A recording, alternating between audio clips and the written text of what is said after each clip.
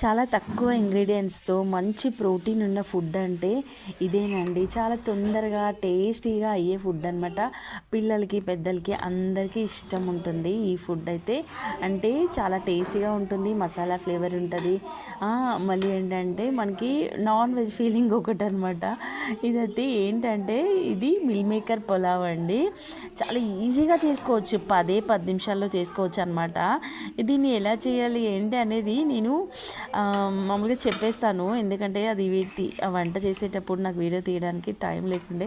So ఏంటంటే మనం మామూలుగానే ఉల్లిపాయలు, కరివేపాకు, కొత్తిమీర, అల్లం వెల్లుల్లిపాయ మామూలుగా పోపు ఎలా వేస్తాము కర్రీకి అలానే పోపేసి ఈ మిల్ మేకర్లని కొద్దిగా బాయిల్డ్ వాటర్లో కొంచెం 1 నిమిషం ఉంచేసి అవి ఫ్రెష్గా కడిగి అందులో వేసిన తర్వాత ఫ్రై అయినాక ఉప్పు, కారం, మసాలా అన్నీ వేసి రైస్ వేసే కుక్కర్లో 2 విజిల్స్ వచ్చే వరకు పెట్టేసి విజిల్ పోయాక చూసుకుంటే సరిపోతుందండి. సూపర్గా ఉంటుంది.